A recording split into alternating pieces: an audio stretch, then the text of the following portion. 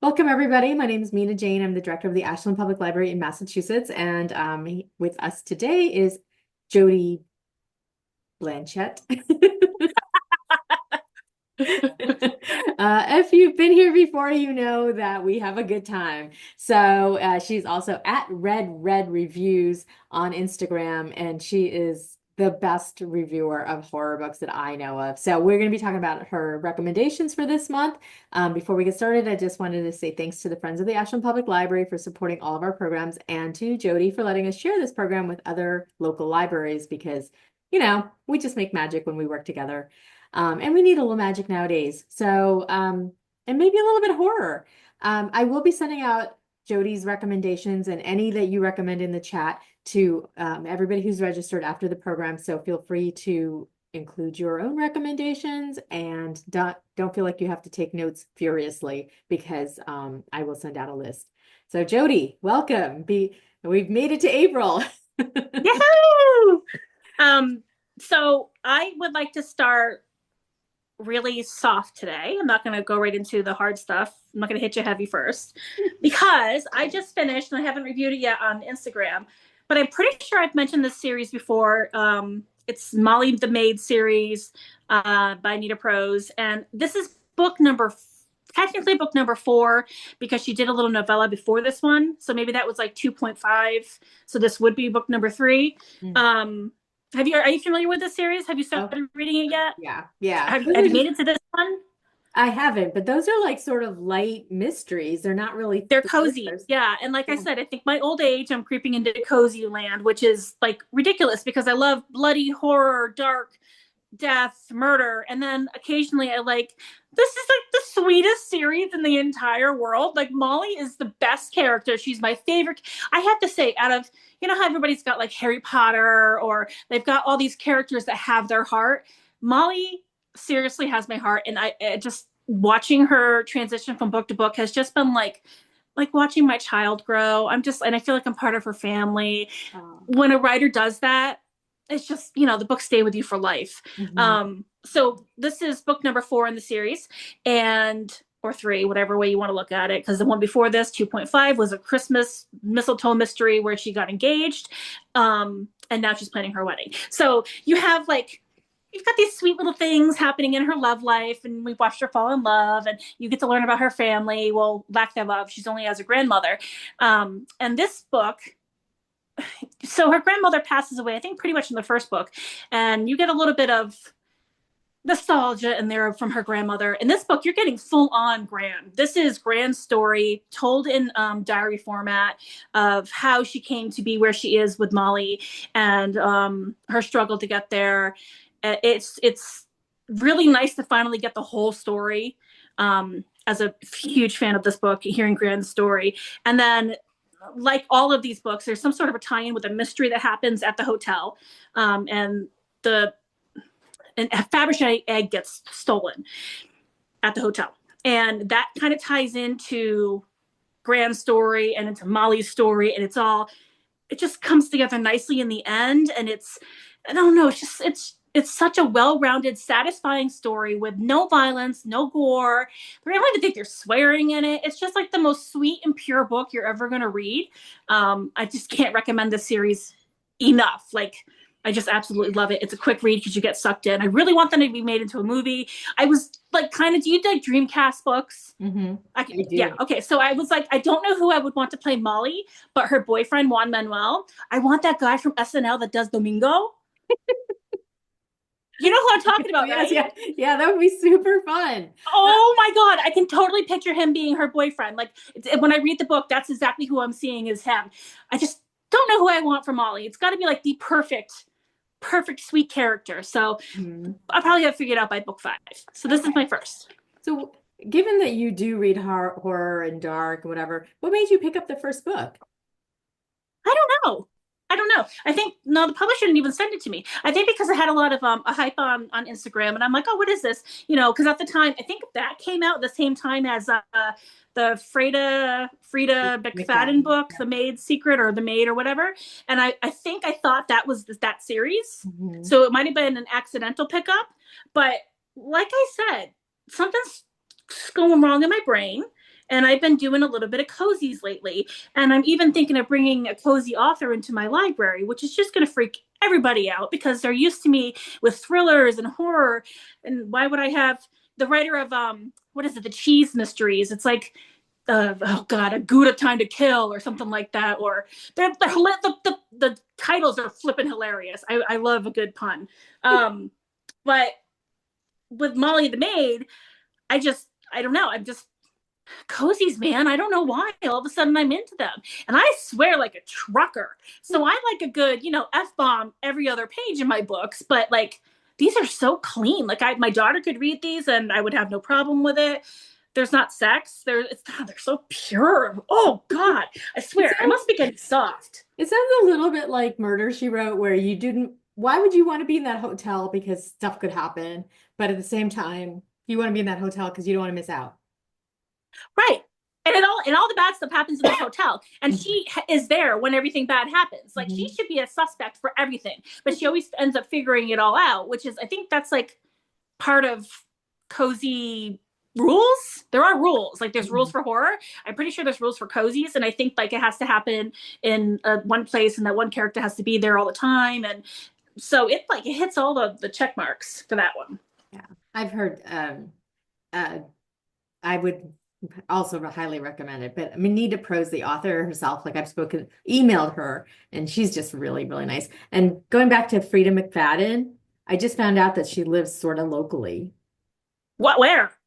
Somewhere in Massachusetts. Why are you not hopping on that?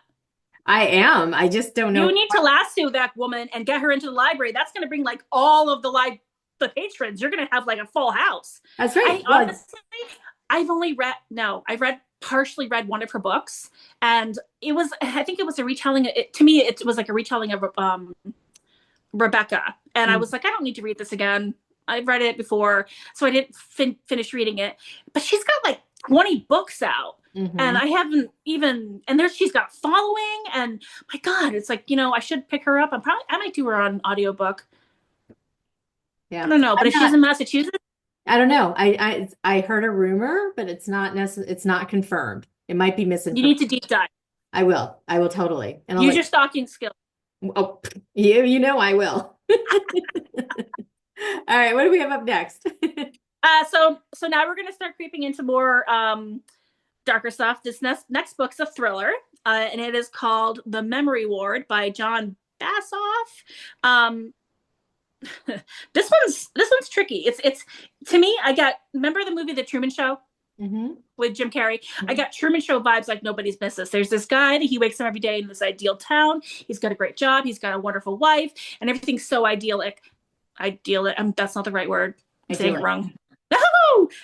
And so he starts to see little cracks, like things aren't as they seem, and he's a postman, and he is delivering letters to the same place every single day.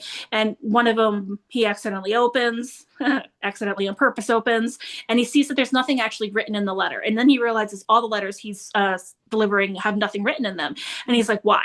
So then he starts down this deep dive trying to figure out why this is happening. And then people around, there's a couple neighbors that come out of the woodwork and they're like, things are not as you think they are. You're not who you think you are. And it becomes this it really is a psychological thriller because it really does mess with your brain.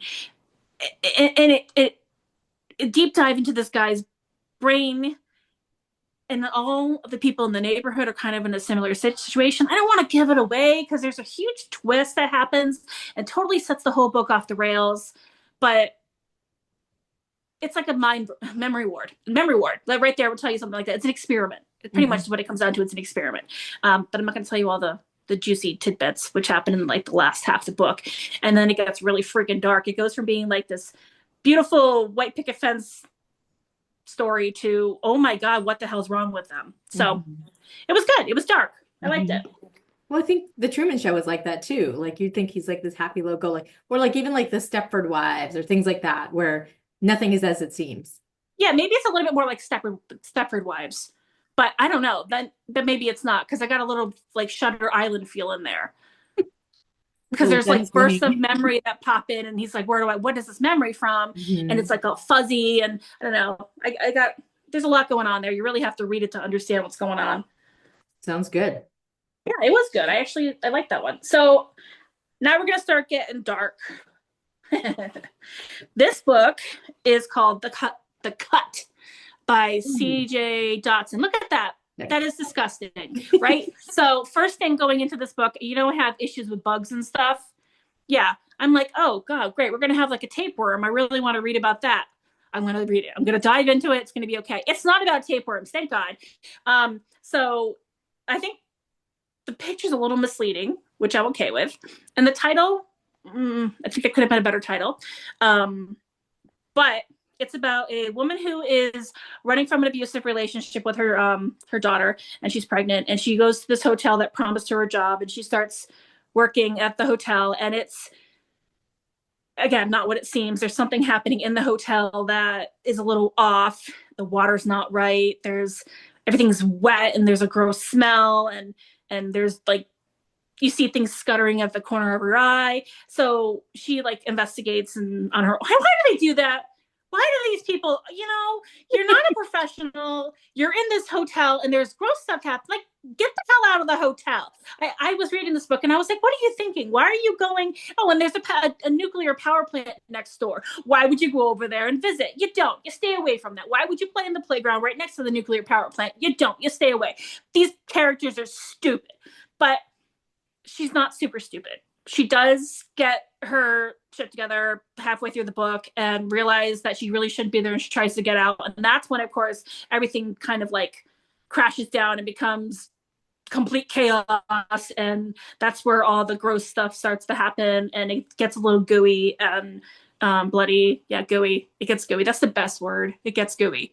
It was a fun read. But again, I yelled at the characters because some of them are so stupid. Mm-hmm.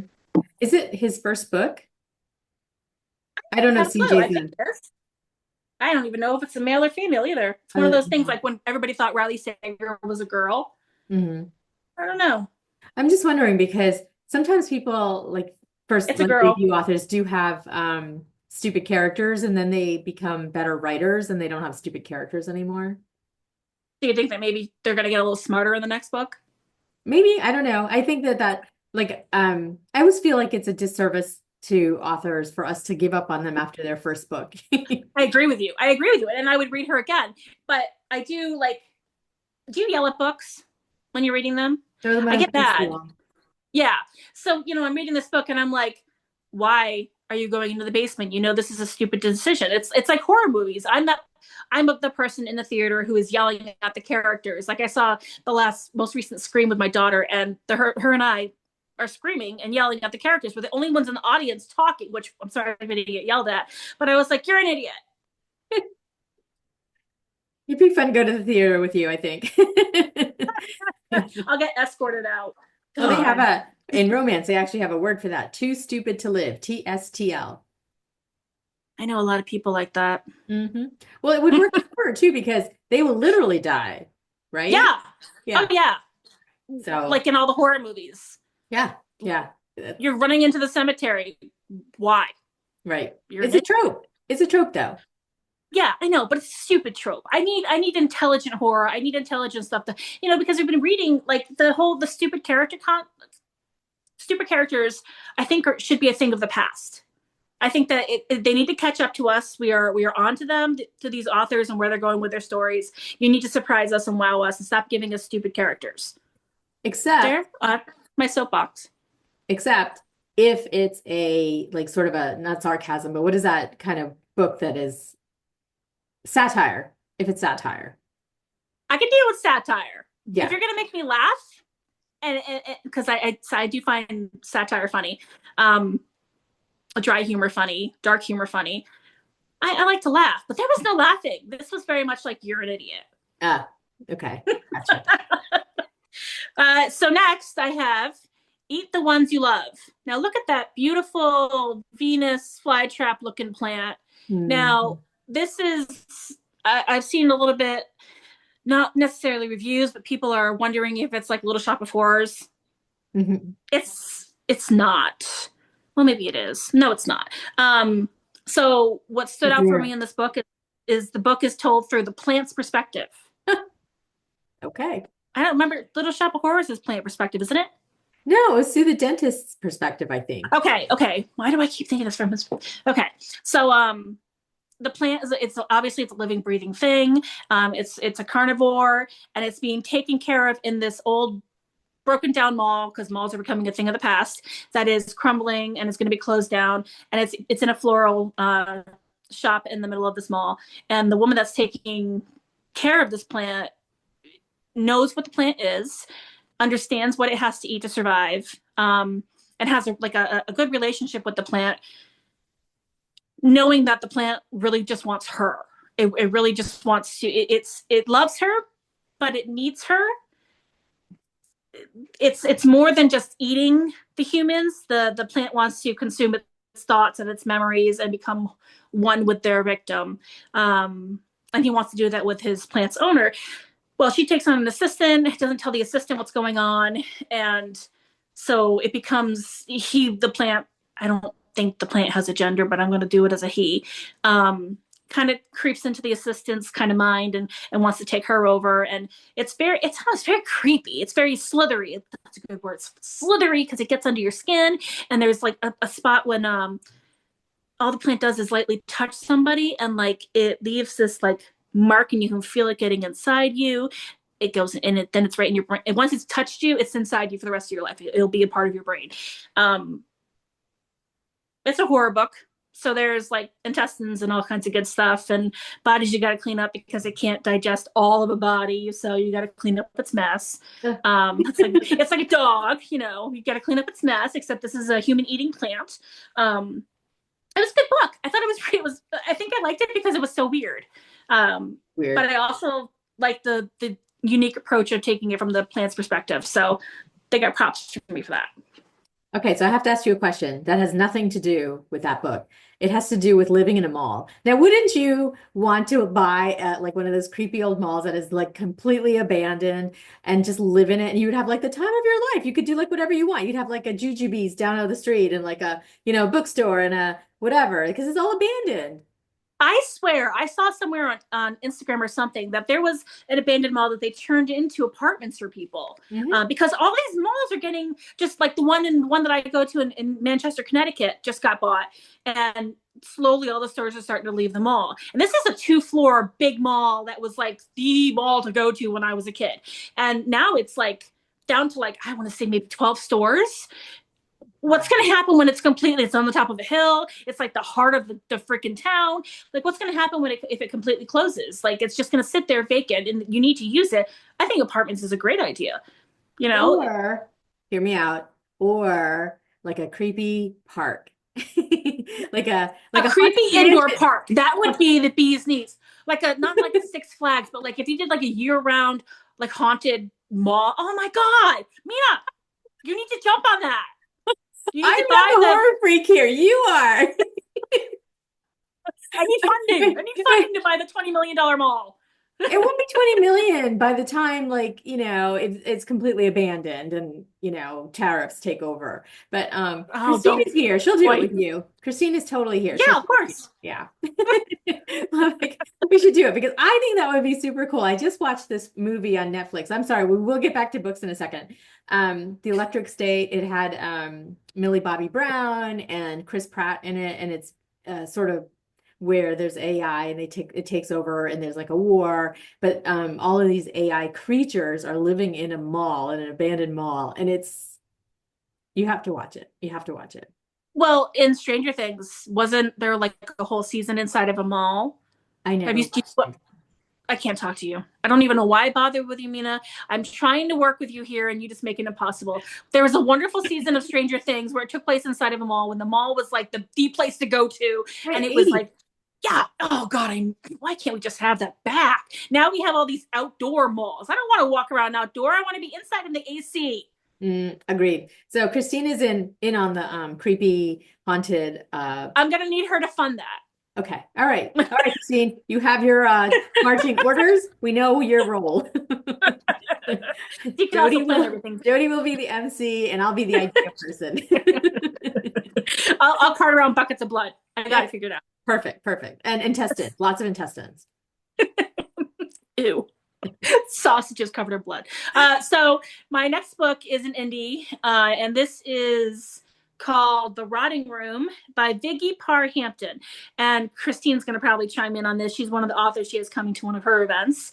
My first time reading this author. Apparently, she has like 2 other books under her belt, and I have to read everything this woman has ever written now because this book was that good. First of all, you need to admire how simple this cover is, right? Hmm. But it's scary as hell. Like I got such a creepy vibe from this cover. And I'm like, okay, so I've mentioned before, I don't, so it's right here, historical horror. I don't do historical horror. I don't do historical anything. I also am not huge into religious stuff unless it's a cult. She asked me to read this. She sent me a message and asked me to read it. I'm like, I'm telling you straight up, I'm probably not going to like it, but I'm going to read it. Oh my God, I loved it. It's about a nun that gets sent to another nunnery, and I know I have to read much too vulgar. She gets sent to another, what's it called, convent nunnery. I like nunnery better. And they have some weird habits at this nunnery convent. They Wait, take habits like in the thing they wear? don't go there. I see what you did. Oh yeah, applaud yourself, pat on the back. I see what you did there. God, You all Nina, were thinking it, right? You all were control thinking yourselves. it. Dork. Proceed, So proceed. so they have this chamber that they call the divine, no, the chamber of divine decomposition, the divine chamber of decomposition. Okay, so they take the nuns that die off because they're like 1,000,000 years old, and they put them in this room, and they let them rot, and then they bottle up the juices from the rot, and they sell it to the town, saying that's gonna like relieve you of sin. Yeah, it's fucking gross. Excuse my French, but it's so gross. This book was so gross. Like it wasn't gory. There was like barely, no, there wasn't really any gore, but the smell. This is one of those senses books. Like you can, oh God, the way that she describes the greenish murk of this dripping that they bottle. I know, right? You want to throw up? I want to throw up. I was like that says something about a writer when you can taste it. Mm-hmm. Literally, you could taste it, and I was like, that's disgusting. Mm-hmm. I can see why it's considered horror because of that. Because I was horrified at how nasty this was. So there's a point to the story. The nun that goes to the new place, she's like, what is this? Why are we doing this? This isn't right. So she's on a quest to figure all that out. There's some nuns behaving badly in there. There's a priest that's like lusting over her. A lot of good stuff happening. But the moral of the story is don't buy what the nuns are selling. Mm-hmm. It's gross. I actually really do like that cover because aside from the character that looks like, when the lipstick in the mirror kind of, like I'm coming for you kind of thing. Yeah. But the thing that you mentioned about the drippings into the thing, and people drink it to not have sins. It kind of reminds me, and I'm totally aging myself, but like in Waterworld, did you ever watch that with Kevin Costner? 1,000,000 years ago. Yeah. I only remembered like they drank their pee. Exactly. So he knows it's his pee. He knows it's been whatever, but it's like that same kind of like, oh, why would you do that? Yeah. I mean, I know he had to, but like I'm in this one too. I mean, you're just like, oh, would you do that to, Well, the thing is, the nuns aren't drinking this. No, I'm They talking know about what it is. the villagers are because they'll do anything to be sin-free, But right? the villagers don't really know what it is. Mm. So, like, and the thing is, it's killing off the villagers because, I mean, you're really not supposed to put this kind of stuff back in. Yeah. And it's just so gross. Wow. I don't know. I actually really liked that book. Shocking, but okay. I mean, I like that you like books that you don't expect to like. You know what I mean? Well, I went into it thinking, and I was very honest with her when she sent me the message. I'm like, I don't do historical because I get bored, and I don't do religious. because I just don't have the attention span for it unless it's a cult. And she's like, no, she's like, I think you're gonna like this. And I was very, and there was a lot of Hail Marys. There was a lot of little prayers thrown in. There was a lot of historical references to churches and whatnot, which you can kind of skim over. But you have to appreciate how devout she is. Mm-hmm.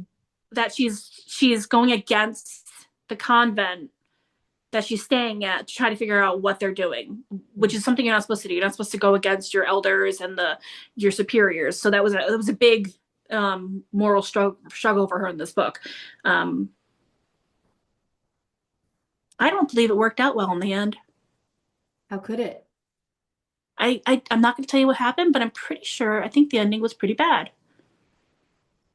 And maybe don't drink the juice. That's why I read romance. I don't think I can handle that. All right, you have 4 minutes. Let's do it. Let's do the last. Okay. I think I should be able to get this one in then. So I just reviewed this one this morning. This is called Sugar. By Mia Ballard. Look at that. I love the art of this. It makes you uncomfortable. It's very gooey and drippy, a little lustful, a little, overindulgent. Love it. Okay, so went into it blind completely. Went into it because 4 of my favorite bookstagrammers said that they absolutely adored this book, and they all said, Jody, you need to read this. So I'm like, okay, fine, I'll read it. It's not, the cover's deceiving. It's not about sweets. It doesn't look like it's about sweets. Oh, like there's some yummy cherries and stuff going in there. No, it's gross. It's about this woman who is very she's not well.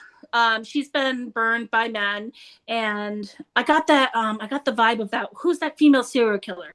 Leanne. I want to say Leanne. What the hell's her last name? I want to say Womack, but I think that's a country singer. Who? Warnos? Yes. How do you know that? Mina. Monster. Yeah. Holy crap, but you remember the wow. See, I have very random stuff in this brain. Yeah, you'd be good at trivia. Eileen. It was Eileen Warnos. Not Leanne, it was Eileen. You're right. See, this is why we're a team. You make up for what I said. So I got vibes of her. I don't know if she was really an inspiration for the character in this book, but the woman's been, she's been hurt by a man, and she goes out and she's just going to kill pretty much all the men that she encounters in her life that have messed with her. And she actually goes looking for bad guys to kill. But she's not getting caught. And so she's making a life for herself, and she falls in love and she gets married. And then she finds out her husband is cheating. This is what the opening of the book is she finds out her husband is cheating on her, and she kills him, which is great. It was a great killing scene. I felt happy for her that she killed him, and he was cheating on her with her best friend. So the best friend's still alive. So she's kind of got to make her best friend feel like crap and start torturing her, which of course is what you would do.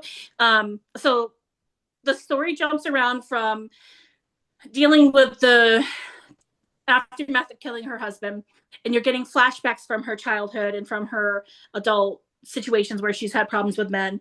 And, you find out where the title of the story comes from, because that was one of her personas was named Sugar. And she was a phone sex operator, which is just great. So there's all that. She's got this really bad past. So then there's an investigation that starts, and there's a huge twist that happens, and I can't tell you what the twist is because it knocked my socks off. So I don't like twists that come out of nowhere that don't make sense. This twist came absolutely positively out of nowhere.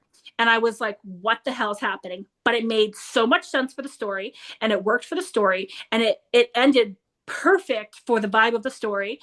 I was actually quite shocked. And I think that's why I like the book even more, other than the fact that she's a wonderful killing machine, is that absolute twist. I've read books where the twist is just, oh, by the way, she's this didn't really happen. It was all a dream, or this, and this. I can't stand that. I need to have real closure with my twist. It's got to make sense. And it really does make sense. And it's completely shocking. And It was a really good book. It was, and I've been told her other books are just as good. So now I have to read all her backlist because I have time for that. As you should, yes. And look at that, it's 8 o'clock. I will send out the list to everybody after Jody sends it to me, as well as the recording. And I hope you all have some good horror stories to tell us next month.